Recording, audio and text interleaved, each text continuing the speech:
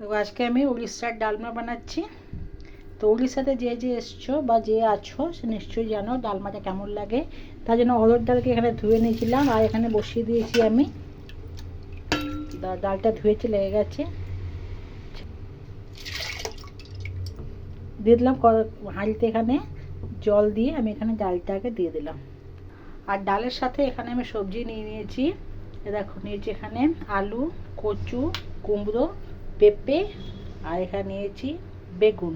তো আমি এইটুকু সবজি নিয়েছি আর এই সবজিটাই দেয়। তোমরা যদি অন্য কিছু সবজি দিতে পারো, পটল অথবা বিন তো দিতেই পারো, তবে এখানে ঢ্যাঁড়স দেওয়া যায় না। এখন আমি বেগুনকে ছেড়ে বাকি সব সবজি আমি এই ডালের মধ্যে দিয়ে দেবো। এটা উড়িষ্যাতে একটা ফেমাস রান্না, যেটা কি মন্দিরে হোক বা যে কোনো ভালো দিনে এটা ঘরে করে। তো সেইটাই ভাবলাম তোমাদের সঙ্গে শেয়ার করি। যেভাবে আমি সব সবজিগুলো আমি আগে এই ডালের মধ্যেই দিয়ে দিচ্ছি। সব সবজি দেওয়ার পরে আমি বেগুনটা রাখবো। এটা অর্ধেক সেদ্ধ হয়ে গেলে বেগুন দেবো না, নয়তো বেগুন গলে যাবে। এরপর এর মধ্যে আমি গোটা কাঁচা লঙ্কা আদাকে ঘেঁষে নিয়েছি। ঘেঁষে নিয়ে এটার মধ্যে দিয়ে দিলাম। আদাকে কুড়িয়ে নিয়েছি বা ঘেঁষে নিয়েছি। এবার এতে আমি নুন আর হলুদ দুটো দিয়ে দেবো। এবার ভালো করে এটাকে আমি সেদ্ধ হতে ছেড়ে দেবো। সবজি আর ডাল দুটো সেদ্ধ হতে হতে আমি এখানে যে মশলা বানাবো দেবো 3টে কাঁচা শুকনো লঙ্কা, আর এখানে দিয়ে দেবো জিরে। এই জিরে আর লঙ্কাটাকে আমি ভালো করে আগে ভেজে নেব। দেখো জিরে আর লঙ্কাটা এখানে ভাজা হয়ে গেছে।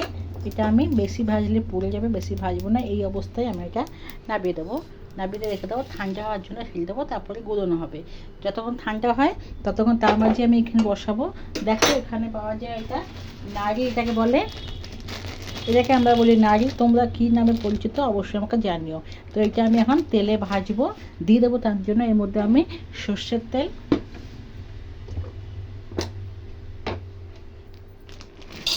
এবার তেল গরম করে আমি নাড়িটাকে লাল লাল করে ভেজে নেব। লাল লাল করে ভাজা হয়ে গেছে। এবার গ্যাসটা বন্ধ করে দেবো। ভাজা হলে একটা খুব সুন্দর একটা গন্ধ বেরোয়। এখানে আমি নারকেল ভেঙে রেখেছি আর এই নারকেলটা করে নেবো। আচ্ছা, এখানে এখন নারকেল কুড়িয়ে নিলাম। এবার এই বেগুনটা অর্ধেক সেদ্ধ হয়ে গেছে, বেগুনটা আমি এবার দিয়ে দেবো এতে। এবার এই যে লঙ্কা জিরে এটা আমি ভেজে নেব।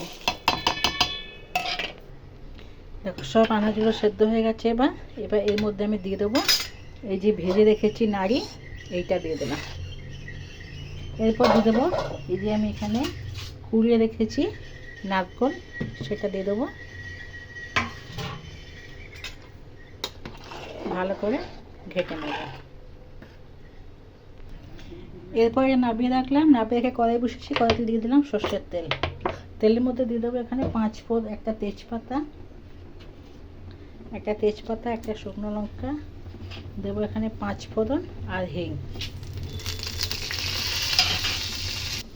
ফোড়নটা ভালো করে ভাজা হয়ে গেলে এরপর এটা আমি দেখো ভাজা হয়ে গেল, সুন্দর গন্ধ বেরিয়েছে। এই ডালনার মধ্যে দিয়ে দেবো। শেষে দিয়ে দেবো এখানে গরম মশলা আর দেবো এখানে ঘি।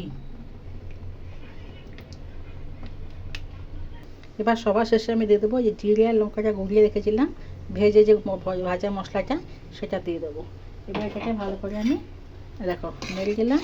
তৈরি হয়ে গেল এখানে উড়িষ্যা ফেমাস ডালমা।